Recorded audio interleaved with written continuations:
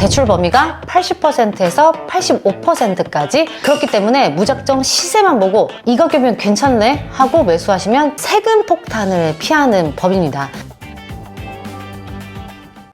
안녕하세요 여러분, 오늘은 시그니엘 레지던스 매수를 계획하고 계신 분들을 위해 꼭 알아야 할 핵심 정보를 정리해 드리려고 하거든요. 시그니엘은 단순히 금액만 보고 결정하시면 안 되는 부동산입니다. 용도 설정부터 세금 문제까지 매수 전 반드시 체크해야 될 상황들이 있거든요. 지금부터 크게 세 가지를 나눠서 제가 말씀드릴 거예요. 첫 번째, 어떤 방식으로 매수할 것인지. 두 번째, 어떤 타입들을 선택할 것인지. 세 번째, 세금 폭탄을 피하는 방법까지 차근차근 제가 한번 설명해 드리도록 하겠습니다. 먼저 가장 중요한 첫 번째 매수 방식입니다. 시그니엘 레지던스는 용도가 오피스텔이기 때문에 매수 시 업무용과 주거용 중 하나를 선택해야 합니다. 대부분의 매수자분들은 세금 측면에서 유리한 업무용으로 선택을 하시는데요. 업무용으로 매수하신다면 미리 준비하셔야 하는 것들이 있습니다. 개인 사업자로 사야 할 것인지 법인 사업자로 사야 할 것인가입니다. 만약 종국에는 내가 주거가 목적이다, 그리고 대출이 크게 상관없다, 이러신 분들은 개인 사업자를 선택하시는 것이 좋습니다. 절차도 간단하고 관리도 좀 간편한 편이죠. 다만 개인 사업자로 매수할 시에는 대출 범위가 법인보다는 좀 낮아진다는 점은 감안하셔야 할 것 같습니다. 반면에 이제 법인으로는 사업자로 매수를 하시게 되면은 대출 부분에서는 장점이 있습니다. 회사의 재무제표나 법인 대표자 신용도에 따라 다르지만 만약에 재무제표가 B등급 정도 되신다고 하면은 대출 범위가 80%에서 85%까지 레버리지를 활용해서 매수하실 수 있습니다. 이 대출 범위는 대략적인 범위를 말씀해 드린 겁니다. 그리고 양도세 측면에서도 차이가 큽니다. 개인 사업자의 경우는 보유기간에 따라서 양도소득세율이 달라지는데 1년 미만 보유할 시에는 50%, 2년 미만 보유하실 경우에는 40%, 2년 이상은 이제 기본세율이 적용이 되는데, 반면 법인은 보유기간과 상관없이 양도시 법인세 22%만 부담하시면 됩니다. 단기 만약 매매를 고려하시거나 높은 양도 차익이 예상된다고 하시면은 법인 매수가 이제 유리할 수는 있겠죠. 그런데 법인으로 매수하실 때도 반드시 주의해야 할 게 있습니다. 과밀억제권 내에 있는 법인이 설립된 지 5년이 경과하지 않은 상태에서 대도시 내에 부동산을 취득할 경우에는 취득세가 중과됩니다. 만약 5년이 지나지 않았다고 하면은 과밀억제권 밖에 법인을 설립하시고 임대업 목적으로 취득하시면 됩니다. 그리고 과밀억제권 밖의 법인이라고 하더라도 본전 사용 목적으로 취득을 하시면은 역시 취득세가 중과되니까 이 점도 꼭 유의하셔야 될 것 같습니다. 그리고 시그니엘 레지던스는 많은 호실들이 이미 임대업 목적으로 분양을 받으시거나 매매 거래가 진행되는 상태입니다. 그래서 매매 거래를 진행하실 때는 포괄 양도 양수 계획으로 많이 진행이 되는데요.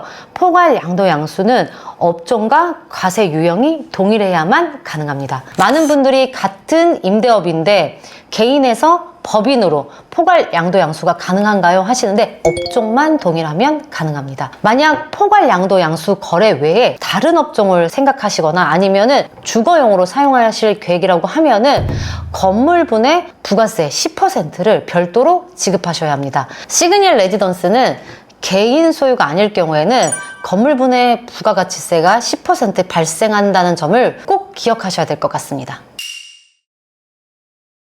두 번째는 타입 선택입니다. 시그니엘 레지던스는 총 223개의 호실이 있고 13개의 타입으로 구성되어 있습니다. 60평형 두 가지 타입, 70평형 두 가지 타입, 90평형 세 가지 타입, 100평형 네 가지 타입, 그 다음에 펜트하우스 두 가지 타입이 있습니다. 여기서 중요한 건 같은 평형대라고 하더라도 방향에 따라, 그리고 거실 위치에 따라, 그리고 내부 공간에 따라서 완전히 다르거든요. 예를 들어 같은 90평형이라고 하더라도 A타입과 B타입은 거실 뷰와 내부 공간이 완전히 다릅니다. 그리고 같은 층, 같은 타입이라고 하더라도 한강이 보이는 방향이나 아니냐에 따라서 가격 차이가 나기도 합니다. 시그니엘 레지던스는 각 호실마다 개별성이 매우 강합니다. 그렇기 때문에 무작정 시세만 보고 이 가격이면 괜찮네 하고 매수하시면 절대 안 됩니다. 그리고 본인의 매수 목적이 무엇인지, 실거주인지 아니면 투자인지 장기 보유인지 단기 매매인지에 따라서 선택해야 할 타입이 완전히 달라집니다. 미래 가치를 제대로 판단하시려면 각 타입의 특성을 충분히 이해하신 후 매수 결정을 하셔야 할 것 같습니다. 제 채널에 각 타입별 특징을 상세히 다룬 영상들이 있으니 매수 전에 꼭 참고하시길 바랍니다.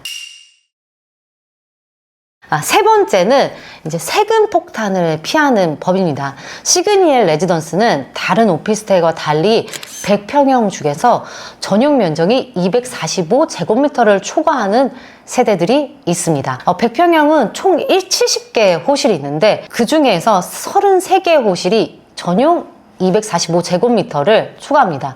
거의 절반에 가까운 47%가 해당이 되는 거죠. 왜 이게 중요하냐면은 만약에 주거용으로 사용하실 목적으로 매수하실 경우에 전용 면적이 245제곱미터가 초과된다고 하면은 취득세가 8.8% 중과됩니다.